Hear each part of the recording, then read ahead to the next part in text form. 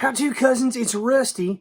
I'm just your cousin, and I'm out here trying to make deals and make a couple of bucks by reselling things. Today's video for you is to show you some stuff that I spent less than $10 on locally that I'm making at least 10 times profit on. Here's the first example. It's a postcard. It says Nags Head, North Carolina. Look at this. It's like an old school scene of Nags Head. It's a real picture postcard. I bought it last week in Wilmington while I was on vacation for $5, and it just sold today on auction for $133, if you can believe it. That's the kind of stuff we're talking about today. If you want to know the types of stuff you can find near you for low prices to make good profit on, then this video is what you need to be watching.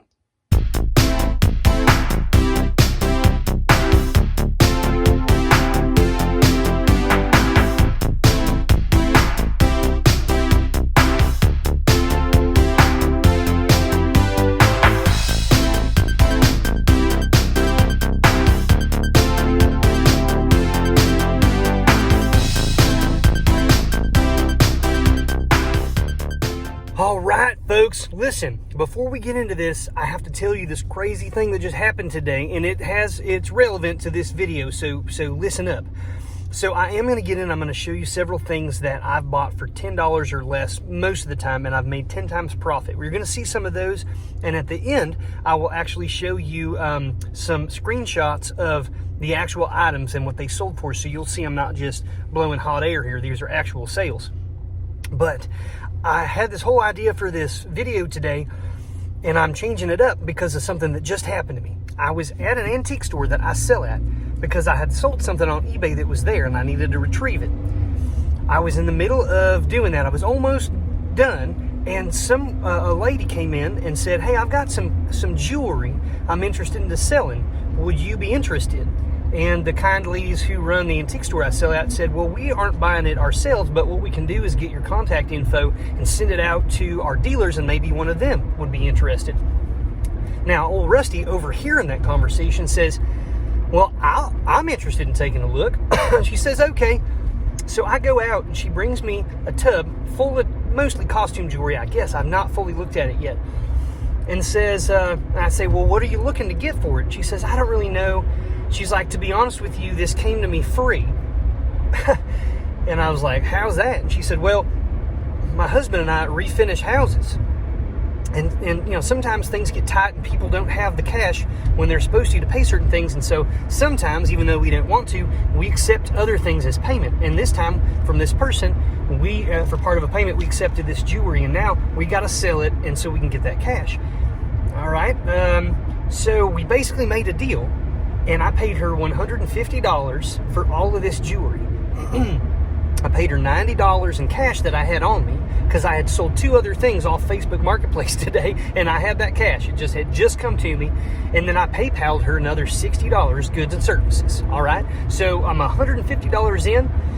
So what I'm going to do right now is I'm going to show you these things that some of them I have already sold and I'm about to ship out. Others I haven't, but I've sold them before, so I know that you can make 10 times profit. And then I'm going to pull this jewelry out, folks, and I'm going to go into it with you. And this is not like this jewelry jar. Like, what's in here? Oh, look, it's some diamond encrusted gold bracelet. It's not like that. Like, I'm not setting this up for you. This just happened, folks. It's in the back of my pickup truck right now. I'm going to pull it out. I'm not going to go through it. I'm going to go through it with you. And so, now, what this means, be patient with me, because what this means is that if I'm looking at this stuff, I have not had a chance to research it yet. So, there's going to be things in here I don't know about. But this might be fun for you. Maybe you can tell old Rusty what it is, or give me some advice on how to research it, or what maybe the values of things would be. This can maybe be fun. We can work together. We can help each other out, hopefully, on this. Well, look, I'm not going to do the whole thing because it's a ton. I'll have to save some of it for the next video, possibly. But I just wanted to let you know I'm excited. I don't know if you can tell. I'm excited. I don't know what's going to be in here. There may be something really cool I could tell there were some decent like costume brooches and stuff. So anyways, sorry about the talking head stuff, folks. I just wanted to tell you about this, and I'm going to pull this out as soon as I get back to the warehouse. I've been talking with Peaches. He's reserving me one of the rooms, I think on the lower south side today, where it's vacant, so I can come in. Let's get to it. Rusty's Hot Tips. Here is what I just pulled out of the back of the truck. I mean, look at this stuff.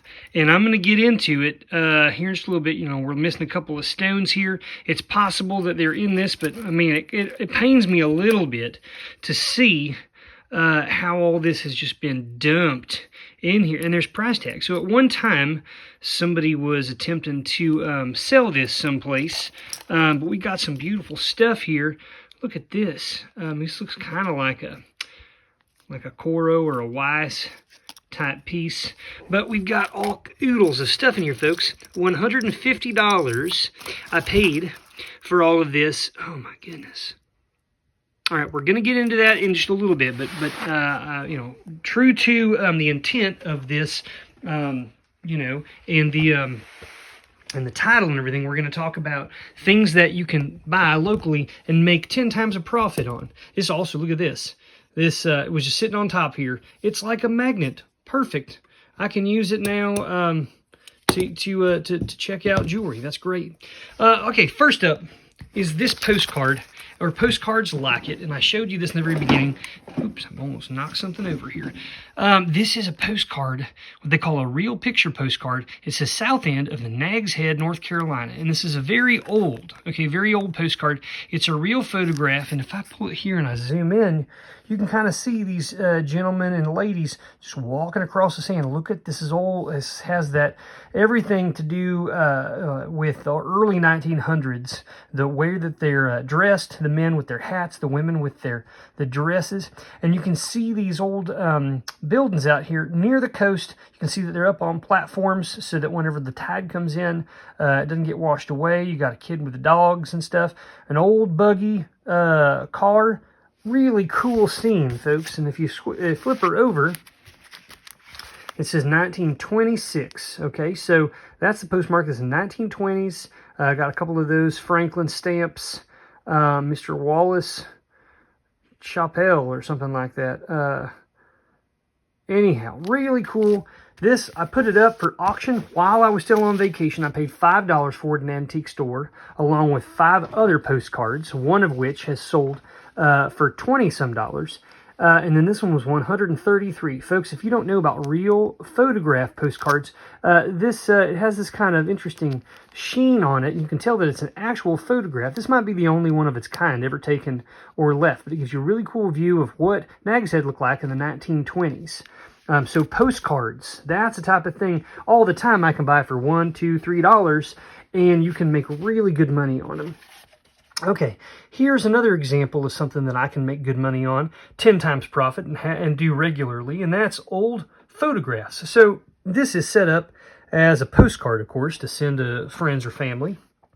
What you're looking at here is the inside view of a vintage, or like an antique barber shop. You got cool, look at the mirrors all along there, that carved wood, and you got this gentleman right here. Let me see if I can zoom in, and you can look real close here at this guy sitting there, and he's just ready to get a shave. And you got the gentleman in the background there watching. Maybe you got an apprentice right there in the middle watching. Who knows? Maybe it's the son of the guy getting a shave. But the old chair, look at the floor. You've got a spittoon there, kind of. These chairs, the hat and the coat. And this is what an old school barbershop looked like. So really cool old scenes, or quirky, odd, or funny photographs. The more bizarre or funny or quirky, the better. Here's a guy. He's just smoking his pipe and playing some croquet. Not a big deal. But he's dressed up. I'm not quite sure what's in the background, but this is an interesting photograph as well. Just glued onto this little board. Things like this you can find pretty regularly, like at antique stores, for maybe $5 or less. And sometimes these things will command $100 or more. Vintage watches. These are things, folks, that I pick up at yard sales quite frequently. And even flea markets sometimes. or thrift stores, and they'll be selling them for, you know, $5 or less, $3. They don't think that they work. But these two are actually examples. This one right here is a Waltham, which made pocket watches as well. And this is a brand called Wittenauer. And these are both what they call an automatic watch, which means it does not take a battery. You simply wind the side here, the stem, you wind it up a bunch, it tightens those springs. And in fact, if I start to wind it right here, I'm going to wind it up for you. Now watch at the bottom here. You can kind of see this little hand right here in the bottom moving very slowly. Very slowly. It's moving up, moving up, moving up. Some of them move faster than that, but this is working now. Like, I would need to set the time. The other thing about these watches is sometimes they've got gold content. In this particular one, if I zoom in, if it'll let me, you'll see that it says 1/10 10K RG like rolled gold filled or rolled gold bezel. And so they have gold content. So you got people who buy them to wear them, people buy them to take the parts so that they can service another more valuable piece. Or then you have people who buy them simply to collect. There's a lot of different reasons, but these are things that you, depending on the brand, and if it works or if it's not hard to repair, sometimes you can buy these things for $3 to $5 and they'll sell for $100 or more, depending on the brand or their rarity. What you're looking at right here are some beads, but not just any old beads. I find things like this pretty frequently in with costume jewelry.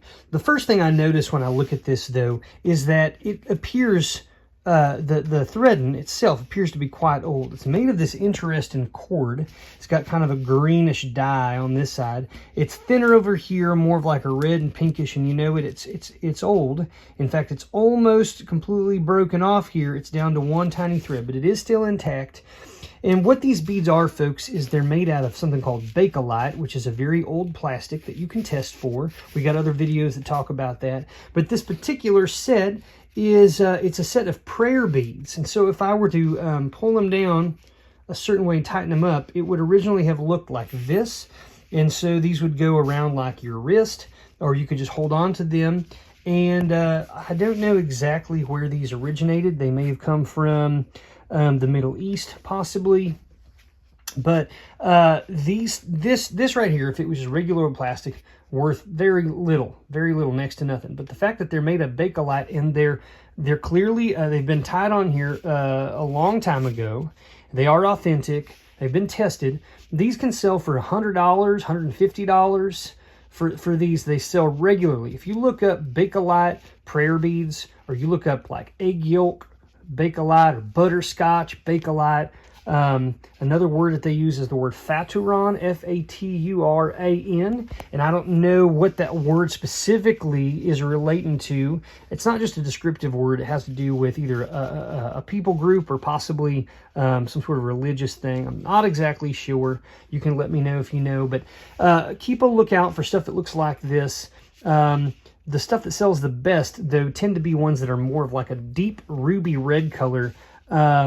They could be round, they could be graduated, they could be facet cut, but Bakelite comes in a variety of colors. If you don't have yourself some semi-chrome polish, you should get some and start testing old plastics to see if you have the real deal.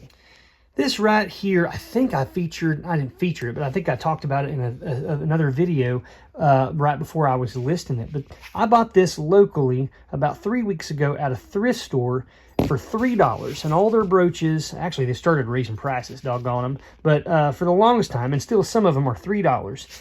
It's just kind of a gold colored looking old bird, right? But I turned it over, and down at the bottom here, let me zoom in, it says Lincoln Wallace 1/10 10K. So 1/10 of the content of this is 10 karat gold, and that's what the shiny part is out here. I looked up this maker and was surprised to find that this is actually from like Juneau, Alaska, and this is some sort of like a warbird or some kind of thing. I listed this puppy up. Other ones were selling in a $300 range. I put it up for $355. In fact, I'll show you the sale later in the video. I did take a best offer for $265, and I still feel good about that, folks. I might have left some money on the table, but to turn $3 into $265 in just 3 weeks' time is pretty doggone good. It's a cool looking piece, but you should be aware that sometimes jewelry that seems like it's costume or not that valuable can actually bring really, really good money. Always look on the back. Look everywhere. I mean, it could be stuff anywhere. I've seen markings on the actual pin portion, on the clasps here, and anywhere on the back of it. Sometimes they have precious metals, silver or gold, and other times they're sought after or rare makers. Little old stick pins, vintage stick pins. Sometimes they're longer, sometimes they're shorter, but they can be made out of silver and gold, and they can have precious gemstones. They can have any kind of gemstone. I've seen them with emeralds, with rubies, with sapphires, and with diamonds, sometimes more than one. And this particular one doesn't want to zoom in real great on me here. It wants to go to the background. You old stinker. Okay, here we go. My dirty fingers. This is like a carved cameo, but the thing that's interesting about this particular piece, as well as this one, is that they are made of 10 karat gold. Not gold filled, not gold plated, solid gold. And so depending on the type, sometimes you can sell these for $100 or more a piece. For this pair, I'm probably going to list it for around $120, $140 and try to get it out. But sometimes you can find these for $10 or less. Sometimes you'll find stuff in mixed lots of other stick pins, and most of them will just be plastic or cheap or costumey pieces. And then in there, if you know how to test, you might find something made of gold. I have done it, and I have done very well on selling vintage and antique stick pins. Old glasses and spectacles. I've talked about this before, and I'm not meaning to like beat a dead horse here, but I don't know who's watching these videos. If you're a newcomer to the channel, welcome. I'm glad you're here. If you've been here a while, please feel free to subscribe or, you know, whatever you're going to do, just so you know when things come out. But these types of glass, now these aren't actually glasses. These are just an example of something like, and I only show you these because I just got them in yesterday. This actually is set up to clip on to existing glasses, and these would have had likely like a little, I don't know if this kind of had like a handle if you held on to, or if this would have had a little chain that would have connected. But essentially, these are missing the actual glass lenses. They're just the shell. But if you... this would have like pinched, get my finger stuck, there we go. You pinch, you know, you open these up and they just kind of clip on to your face. And this metal part up here that's holding it on is actually gold filled. In fact, if I were to zoom in really close, I'm zooming, but let me find, I'll get out of the way here. Right in there, if you can see it as I turn it around, let's see if I can, right in there, it says it. Maybe you can barely make it out, but it says 1/10. Oh, get in there, you booger. I can't get it to do it. I promise it's in there, but it says 1/10 12K. So 1/10 of that is 12 karat gold. Again, people will buy these for various reasons. They have gold content.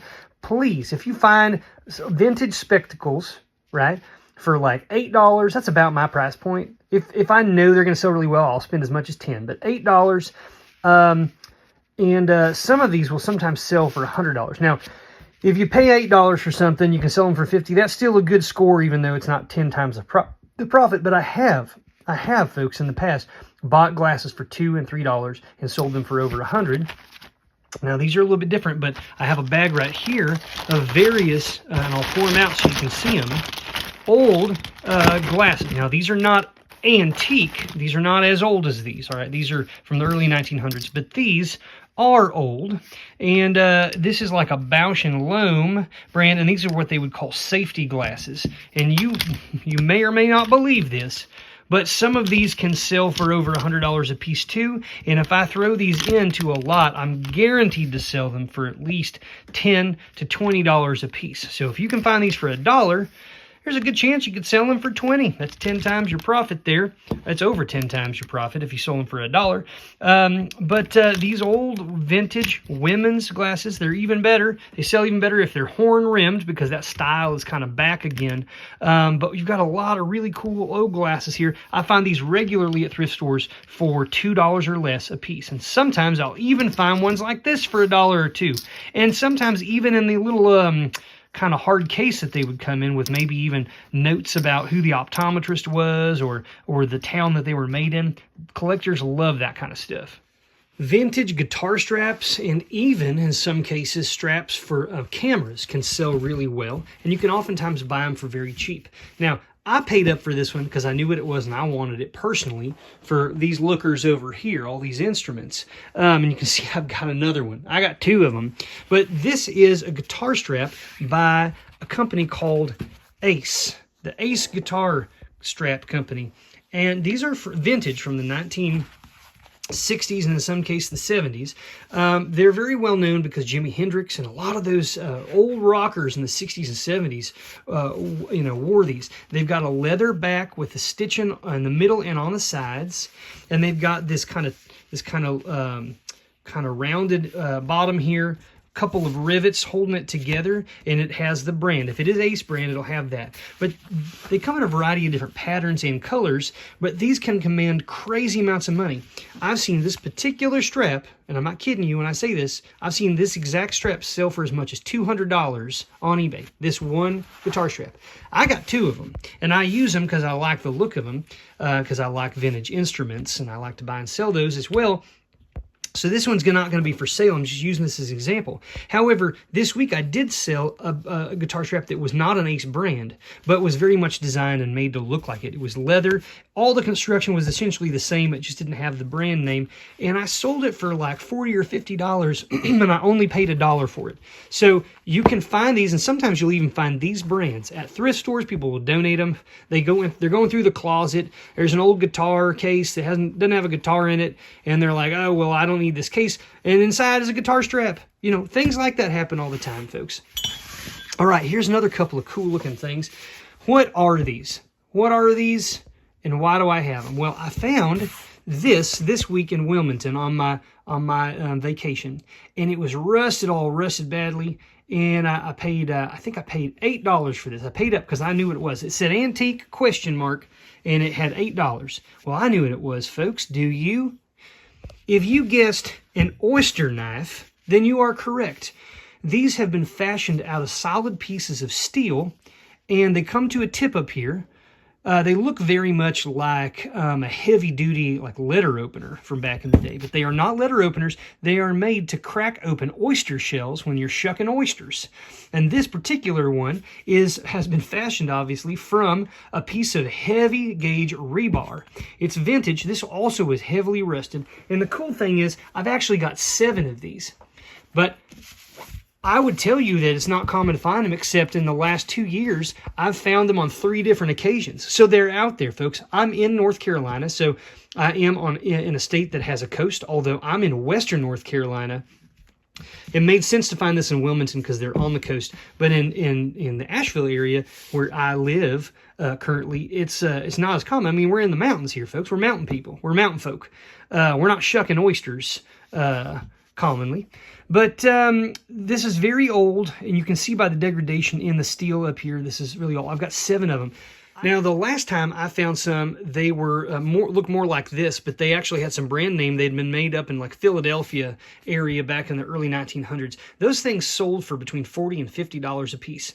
I put this one up for $75, and in the last day I've got 3 people watching it already. I might send an offer for $68 and see if somebody bites, but again, I've got 7 of these, so my options are I can put them up for $75 and do a quantity of 7 and sell them to 7 different people, or I could list them, let's say, for $4.99 as a set of 7 and see where they go. But I only paid $2 a piece for these, so I'm only $14 in, and I'm going to probably make $400 plus. This I paid $8 for. I'm not going to take any less than probably $40, which is not a 10 times your profit. But folks, if you found this for $1, you could easily make 30 or 40 bucks, and that's a very, very good margin.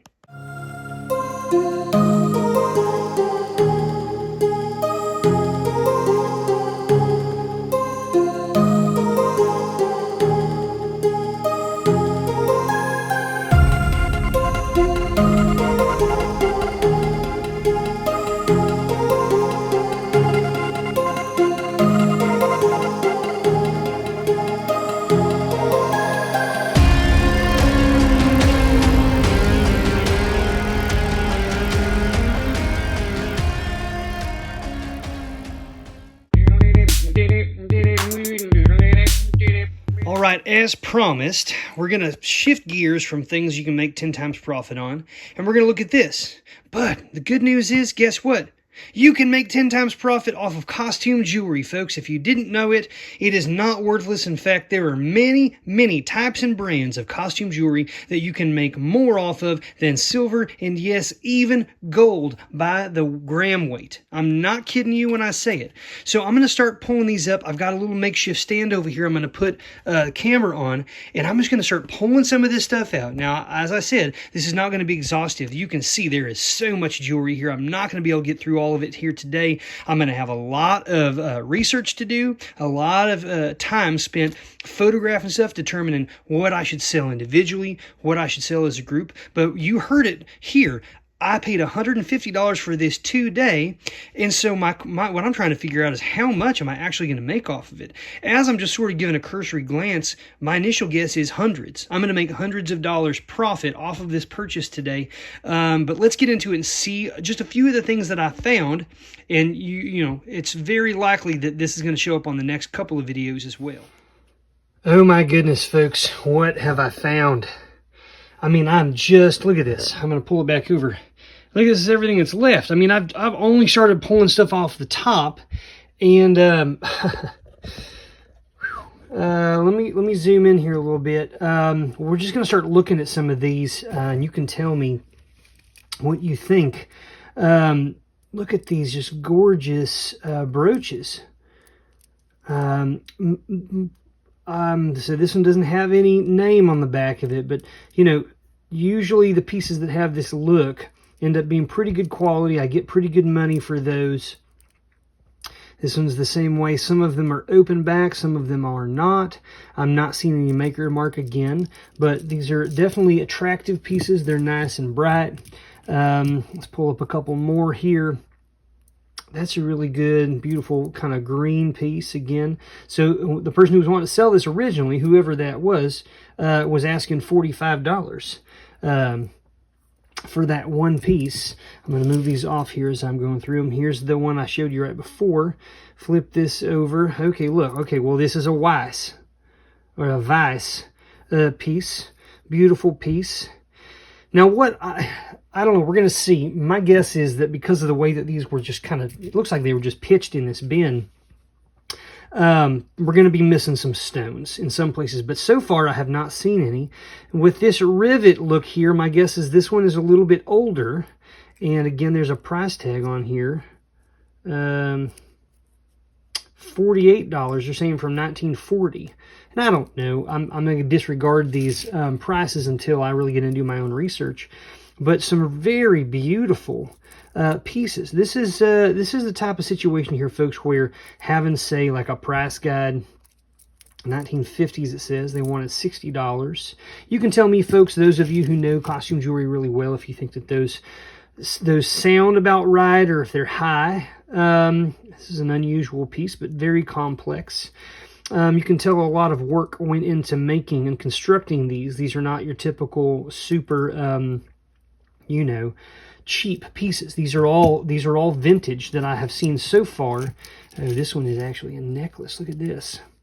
Beautiful with these little beads. They're attached in here, but they feel kind of loose, but they are attached. Very pretty piece. Look at that, all that work. Here's one as well. Really nice. I'm not seeing a single missing stone yet, which is bizarre. They were asking $165 for this piece. Holy goodness. I mean, folks, if I sold this one piece for $165, that's more than I spent on everything. I'm very excited seeing this, folks. I'm not joking when I say I think that I see easily $1,000 in this lot today so far. Really pretty. That one's really nice. Here's one, and this is actually a set. So we've got this brooch here with these pieces, and you flip her over, and then we've got the set. But by the set, I mean, well, it's probably a partial set. There's no bracelet with it or a necklace, but it's got the earrings here as well. Attractive piece, kind of that shiny part at the bottom there. Oh man, still moving through. Just the stuff I pulled out, I mean, it's quite nice. This is an interesting little piece here.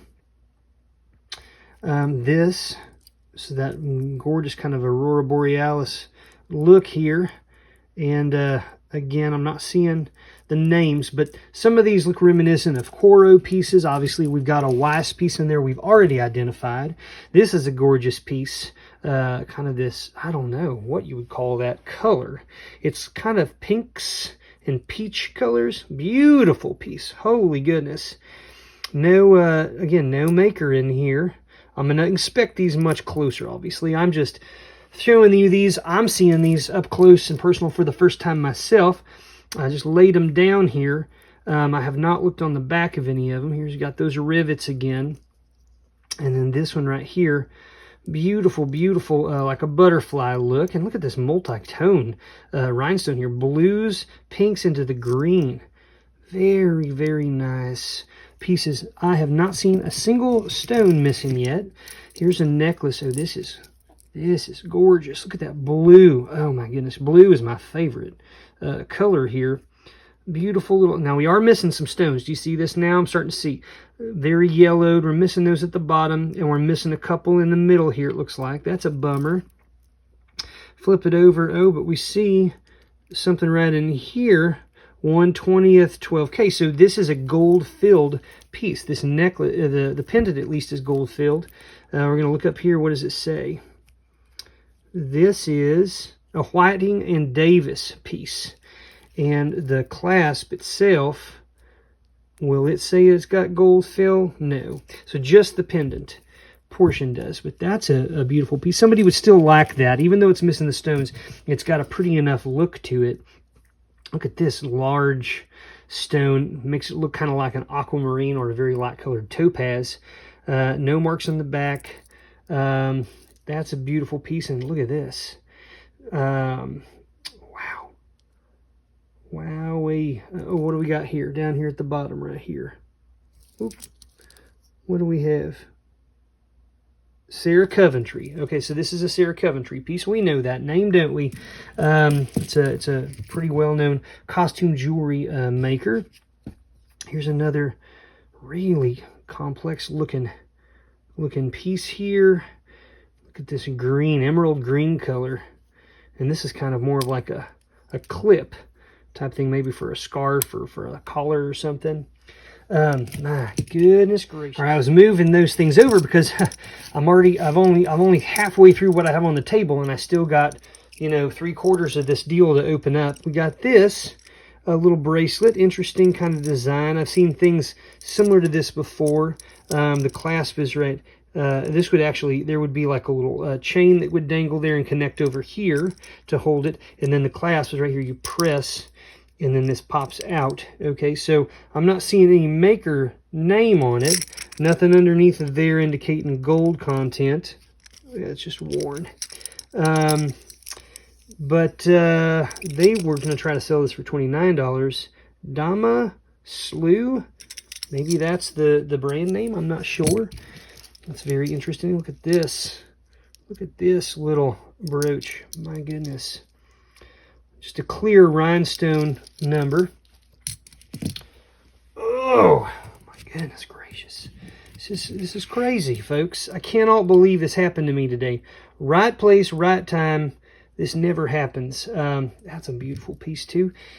This one, large pieces, but you can see on the back, you got the foil on the back, so those are not real stones. And this to me is a much newer looking piece. It's just the quality of it is a little bit lower, even though the stones are larger. It's still attractive enough. I bet I could get a buyer for it. Here's another one of these kind of like these are beads instead of actual rhinestones, but they're made to look kind of Aurora Borealis kind of colors and look. Very large red. And I know some of you, I'm hoping that some of you are looking at this and they're saying, oh, that's a whatever brand, that you'll recognize it because you've come across them before. I really hope. It's going to be fun researching these, but look at this necklace here. Look at this with these green stones. Beautiful. Beautiful. And a lot of times I'll look at these clasps up here. This one doesn't have any sort of name or anything. You see my fingers. Look how dirty my fingers are. These pieces of jewelry are just grimy, folks. I mean, beautiful looking, but I don't know where they've been. Goodness me. Here's another nice brooch. And what is this? This is an earring. Oh, I don't know if I have the match for it. I'll have to look. It's a beautiful ear. If I can find the other one, that's very pretty. Look at this bracelet here. Very beautiful. Little clasp here. I don't see any name. Again, no maker mark or anything on it, but it's attractive enough. Oh, it's kind of cool because you got the green, and you come down, then you've got one off color, more of a pink stone on either end. That's a nice touch from the standpoint of the maker on that. Look at these earrings. Very kind of 1920s, you know, Art Deco kind of look. I'm not saying that they're from that era, but they have that kind of design look. Beautiful pieces. Here's a necklace. It looks very different than the others. I'm guessing it's newer. It also has the hallmarks of being made out of silver, possibly. And look at that, right there, 925. Now, I'm certainly going to test it, because I've also come across pieces like this that either are not silver or they are not sterling. And I'm wondering, does it have anything on the clasp of here? Yeah, another 925. It doesn't necessarily mean anything, folks, but it does have this beautiful kind of like a citrine color stone here. I'm guessing this is likely glass and not a real stone, but you can't know. Doggone yes. I'm trying to show you. It just kind of comes down to a drop here in the center of the bottom of the necklace like that. Pretty piece nonetheless. Somebody will want that. Here's another one of these sort of clear rhinestone necklaces. You know, old vintage for sure. Here's another. Oh, look at this necklace. Beautiful, beautiful, beautiful pendant. Oh my. Look at that, open all around. Foil under some of them just that are opaque. They don't need to put foil to reflect light. But got this beautiful chain that goes with it. Just a regular claw clasp. It's not old, but it is attractive. Got all the colors there. Here's some more earrings. Sort of this darker amber kind of root beer color. Oh, here's a very beautiful set. Let me see if I can grab these out of here. Look at these. Those are quite nice. Red, got that interesting touch. The gold tone with a braid look on the outside. Dark red, ruby red with pink in the middle of them. Again, I'm not seeing a maker mark, but I'm not inspecting these terribly closely either, so it's going to take a little bit of time. But some more earrings. Do you see how dirty and grimy my fingers are getting? Yuck, folks. Just downright yuck. Okay, a couple other ones here before I try to pull this aside and get another set out. We've got these earrings. And they look like peridot and topaz, color-wise. On the back it says Thailand, and then on the top here it says Joan Rivers. So this is a Joan Rivers set of earrings. These blue and green. And very beautiful right there.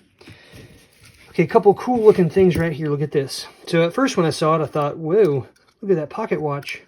But when you press it, pops open. Nope, not a pocket watch. It's a mirror in like a little compact area. So this is probably like an Avon or some kind of I guess there's nothing in there anymore. But it's made to look like a pocket watch. Isn't that quaint and cute? It makes sense. Now look at this pretty old thing. This is old, I think. You have a combination of facet cut like rhinestones. You've got hand-painted enamel paint on here in this very complex-looking pendant piece. And look at the back of it. A lot of effort went into making this. And then you've got this really cool, a few beads. You're pulling in the blue, right, from the piece. Look at that. That is a very attractive piece. My guess is that this is some sort of like Austria or West Germany made piece. From several decades back. Well, folks, I'm running out of time. You can see I have emptied this entire thing. Now here's the teaser. This is everything that came out of here. And I'll have to do some more video and stuff on this next time. But take a look.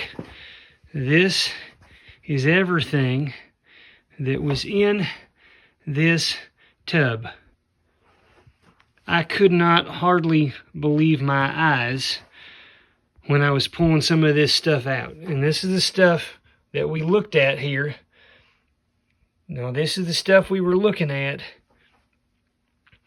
And definitely there are pieces that are missing stones, and there's a big pile of stuff here that's not real valuable. It's kind of more costumey stuff, of course, but then all of this, I mean, so many pairs of earrings and bracelets and necklaces and brooches to go through here. Pretty incredible stuff for $150. I'm just going to pan out here. I am quite pleased. Thanks so much for sticking around today, folks. Here's a quick teaser for next week. Next time on Rusty the Reseller. Here's all of the costume brooches. As you can see, I'm running through the last little remnants. We got bracelets, necklaces. These are all sets right here. This pile I don't know what to do with yet. And then all of the costume earrings. And then here's just random stuff. This, that, this, and all this goodness. Next time.